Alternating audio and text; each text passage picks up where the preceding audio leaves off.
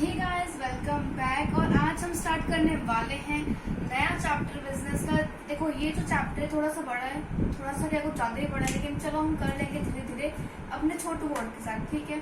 Chapter 2 का नाम है फॉर्म्स ऑफ बिजनेस ऑर्गेनाइजेशंस। मैं हूँ गरिमा और चलिए आज स्टार्ट करते हैं अपनी ये नई चैप्टर। मैं हूँ गरिमा और चलिए अब हम एक नया चैप्टर स्टार्ट करते हैं जिसका नाम है फॉर्म्स ऑफ बिजनेस ऑर्गेनाइजेशंस, ठीक है। देखो, इसका इंट्रोडक्शन से स्टार्ट करते हैं। बुक्स निकाल लो, ठीक है।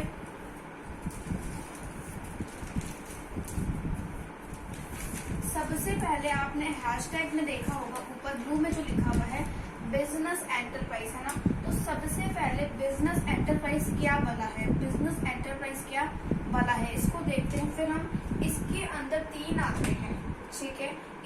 इसको मतलब 3 ब्रॉड कैटेगरीज में डिवाइड किया गया है, इसको भी हम लोग देख लेंगे, ठीक है। चलो बुक्स निकालो।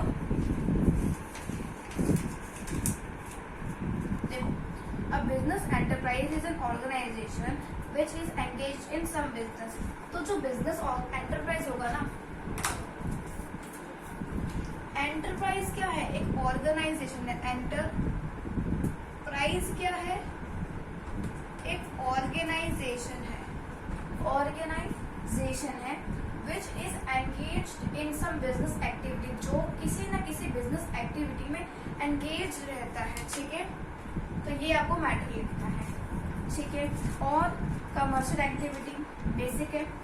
Every business enterprise is a separate, ये जरूरी नहीं है। देखो, अब क्या मैं बोलना चाहती हूँ, बिजनेस एंटरप्राइज एक ऐसी ऑर्गेनाइजेशन होती है जो किसी न किसी एक्टिविटी में एंगेज्ड होती है, ठीक है।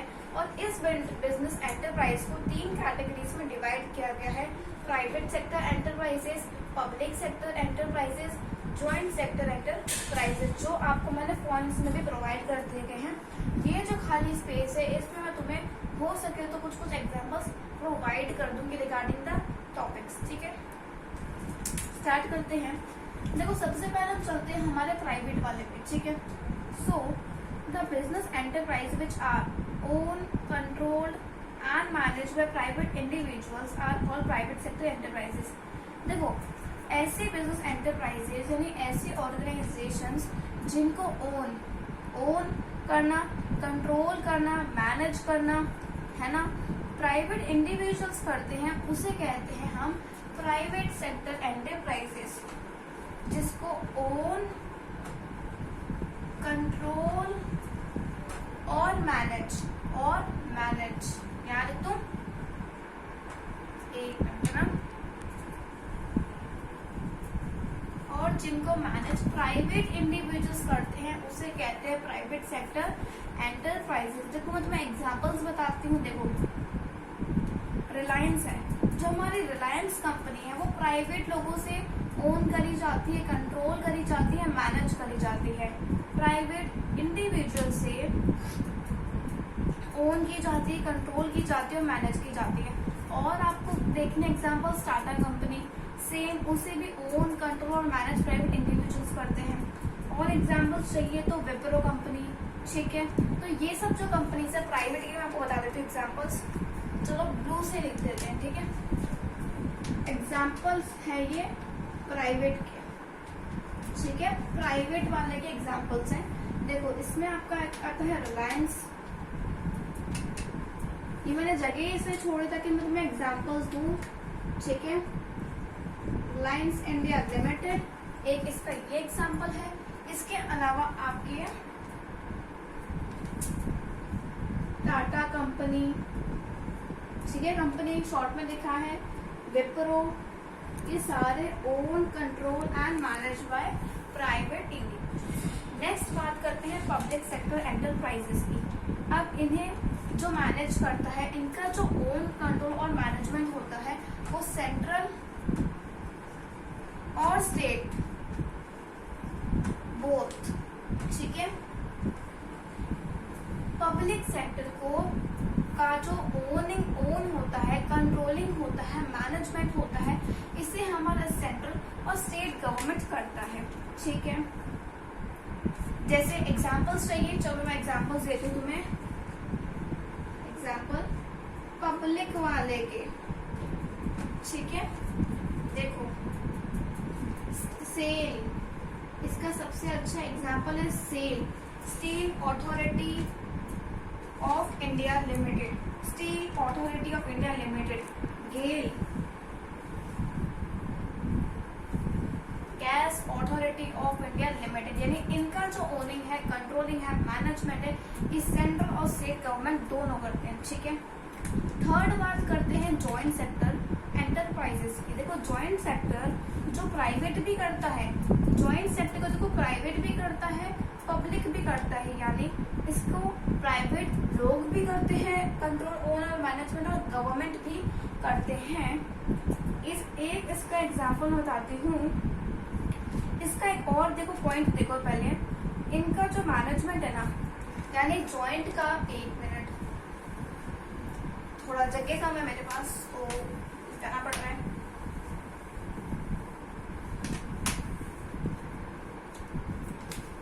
जॉइंट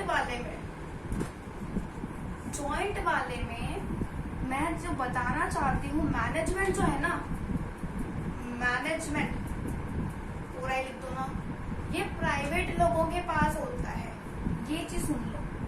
और जो गवर्नमेंट है कंट्रोल करती है,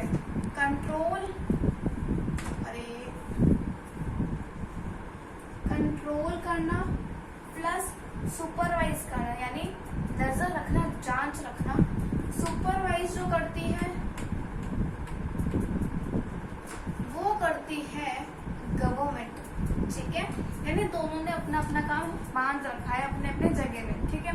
तो जॉइंट में आपका जो मैनेजमेंट है वो प्राइवेट लोग देखते हैं, कंट्रोलिंग प्लस सुपरविजन गवर्नमेंट रखता है। सबसे बढ़िया एग्जाम्पल है इसका एग्जाम्पल यहीं पे लिख दूं, बिल्कुल यहीं पे लिख देती हूँ, मारुति। इसके एग्जाम्पल है मारुति, पूरा बताती हूँ, उद्योग लिमिटेड,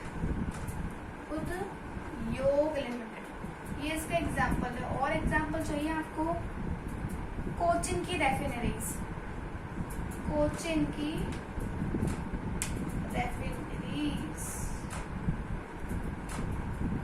ये इसका सबसे बेस्ट एग्जाम्पल है, ठीक है।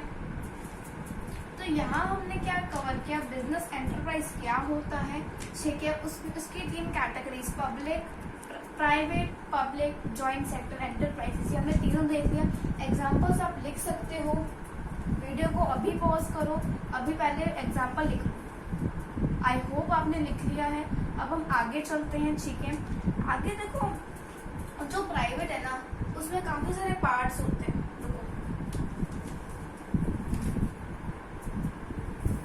ठीक है, अब मैं इसको मिटा दूं, आपने लिख लिया, मुझे पता है वीडियो पॉज करके, सो बस इतना आपको बताऊं।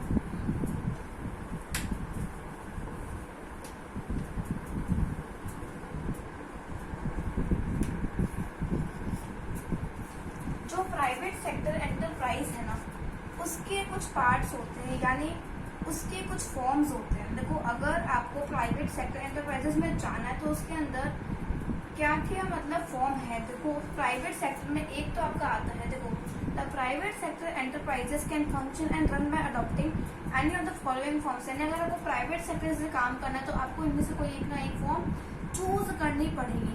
सबसे पहले आता है सोल प्रोप्राइटरशिप, ठीक है।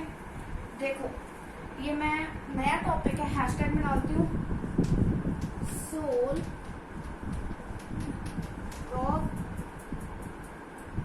राइटरशिप। ये एक बहुत बड़ा टॉपिक है, अभी कवर कर लेते हैं। देखो, ऐसा बिजनेस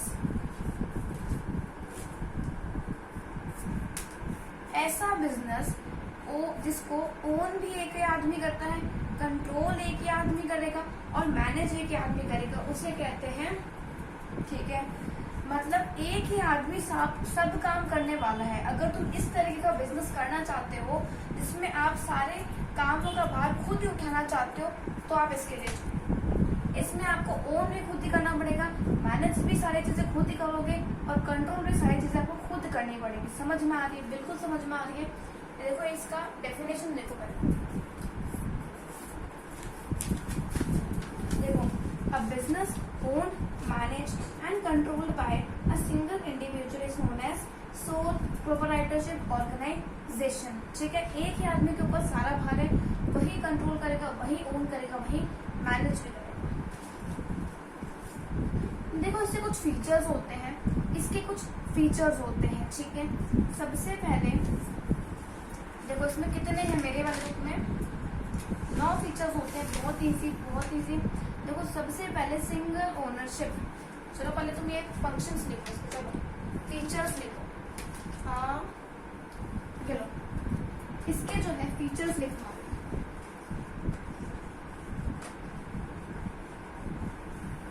9 फीचर्स है। देखो सबसे पहले सिंगल ओनरशिप,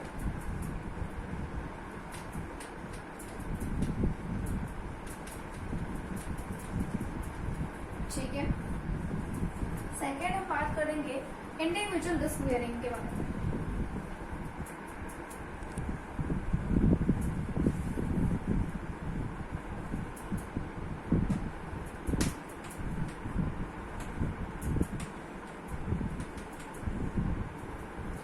ठीक है, थर्ड हमारा आता है नो सेपरेट लीगल एंटिटी।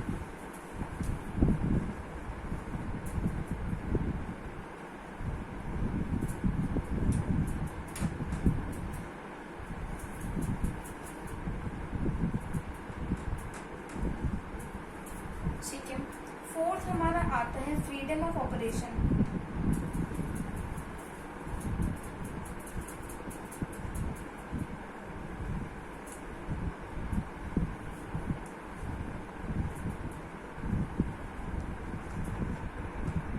देखो मुझे ऐसा लग रहा है कि देखो वीडियो थोड़ी लंबी हो जाएगी, इसलिए इसमें हम 4 ही चीजें डिस्कस करेंगे, 4 ही फीचर्स डिस्कस करने वाले हैं। अगले वाले वीडियो में मैं तुम्हें 5 और बता दूंगी फीचर्स, पहले इन्हें हम अच्छे से पढ़ लेते हैं। ठीक है, तो देखो वीडियो तो लंबी हो जाएगी। सिंगल ओनरशिप, देखो सोल प्रोप्राइटरशिप को ओन जो करता है वो एक ही आदमी करता है। ठीक है, तो जितना भी कैपिटल है, चाहे वो पैसा लगाए, चाहे वो कुछ एसेट्स खरीदे, उसे कोई चीज खरीदनी है, वो पैसा लगाएगा तो वो अपने खुद के वेल्थ से लगाएगा या फिर बोरो करके लगाएगा। समझ में आ रही है? सोल प्रोप्राइटरशिप को ओन एक ही आदमी करता है, ओन एक ही आदमी करता है। ठीक है, all the capital supplied by the individual. ठीक है, और जितना भी कैपिटल सप्लाई होगा वो आदमी या तो खुद के पैसे से लगाएगा या किसी से बोरो करके फिर अपने बिजनेस में लगा देगा। समझ में आ रही है? यानी एक ही आदमी का उसमें ओनर है, एक ही ओनर है, वही पैसा लगाएगा या तो खुद के वेल्थ से या तो बोरोइंग से। सेकेंड हम बात करते हैं इंडिविजुअल रिस्क बियरिंग। अब तुम अकेले बिजनेस कर रहे हो तो रिस्क भी तुम अकेले उठाओगे ना। ये एकदम सिंपल सी लाइन से मैं तुम्हें समझाना ये चाहती हूँ कि सोल प्रोप्राइटरशिप में एक ही आदमी होता है, इसलिए उस एक ही आदमी को पूरा रिस्क अपने कंधों पे रखना पड़ता है। समझ में आ रही है आपको? ठीक है, तो इसमें ये एनसीईआरटी भी यही बात बोल रही है कि जो होल रिस्क है ये एक सिंगल इंडिविजुअल बॉन्ड करता है। ठीक है, और जितना भी प्रॉफिट वो कमाएगा, जितना भी प्रॉफिट कमाएगा वो उसी के पॉकेट में जाने वाला है, क्योंकि आखिर चला भी तो हो ही रहा है, आदमी तो एक ही है बिजनेस में। तो इसमें ये बोलना चाहता है कि जो जितना भी उसे रिवॉर्ड मिलेगा, वो जितना भी चीज वो कमाएगा वो उसके खुद के लिए होगा, यानी जितना भी प्रॉफिट उसको होगा वो खाली उसके लिए होगा, क्योंकि खाली वही बिजनेस चला रहा है, एक ही आदमी बिजनेस चला रहा है। ठीक है, और अगर लॉसेस हो गया तो वही बियर करेगा, मतलब प्रॉफिट हुआ तो उसको मिलेगा, लॉस हुआ तो भी उसको मिलेगा, क्योंकि एक ही आदमी बिजनेस चला रहा है। इन शॉर्ट, थस उसको उसे अकेले ही ये चीज जो रिस्क है उसे खुद ही अपने कंधों पे उठानी पड़ती है, बियर करनी पड़ती है। ठीक है, थर्ड है नो सेपरेट लीगल एंटिटी। देखो okay, a sole proprietorship has no legal identity separate from that of its owner. Law makes no difference between the owner and the enterprise. अगर आप सोल प्रोप्राइटरशिप वाला business करते हो तो law क्या बोलता है कि कोई डिफरेंस नहीं है, जो आप बिजनेस चला रहे हो और आप जो बिजनेस चला रहे हो और आप जो हो, आप दोनों के बीच में लॉ कोई डिफरेंस नहीं करता है, लॉ कोई डिफरेंस नहीं करता है, लॉ एक ही मानता है। यही बात आपको इसमें लिखनी है। ठीक है, business and the owner exist together, business and the owner exist together, कोई मतलब डिफरेंस नहीं रखता है लॉ ही लाइन इसमें लिख के आनी है, ठीक है। फोर्थ है फ्रीडम ऑफ ऑपरेशन। देखो अच्छा, no legal formalities are required to, यानी जब आप कोई भी बिजनेस करते हो, कंपनी खड़ी करते हो, तो आपको बहुत सारी फॉर्मेलिटीज करनी पड़ती है, ठीक है। लेकिन सोल प्रोप्राइटरशिप में कोई मतलब फॉर्मेलिटी है ही नहीं। हमारा बुक ये बोल रहे हैं कि no legal formalities are required अगर आप स्टार्ट कर रहे हो इस टाइप की बिजनेस के लिए, ठीक है। जो मतलब इसमें ये चीज है कि आप मतलब क्या कहते हैं उसको, फॉर्मेलिटी से बहुत ज्यादा बच जाते हो। अगर आप सोल प्रोप्राइटरशिप वाला बिजनेस करते हो, आपको करना है, आप आज ही लगा लो, आपको ज्यादा कोई फॉर्मेलिटीज करनी ही नहीं होती, ठीक है। तो बहुत बहुत है ही नहीं, मतलब आप ये समझो फॉर्मेलिटीज, यानी आपको फ्रीडम ऑफ ऑपरेशन मिलता है। देखो पूरा सुन लो, और गवर्नमेंट का रेगुलेशन इसमें काफी कम रहता है। सो इन सोल प्रोप्राइटरशिप फॉर्म ऑफ, एक minute, in sole proprietorship there is minimum government regulation, no legal formalities are required to start, no legal formalities are required to start, manage and dissolve sole proprietor, only a license is necessary। कुछ मतलब business में एक licence लेना पड़ता है, ठीक है, ये इसने ऐसे ही बता रखा है। The proprietor enjoy the freedom of operation in sole proprietorship concern. इसमें आप इतना ही बोलोगे कि गवर्नमेंट कम से कम रेगुलेशन करती है, गवर्नमेंट कम से कम रेगुलेशन करती है, कोई आपको फॉर्मेलिटीज नहीं भरनी है अगर आप ये वाला बिजनेस परस्यू कर रहे हो, ठीक है।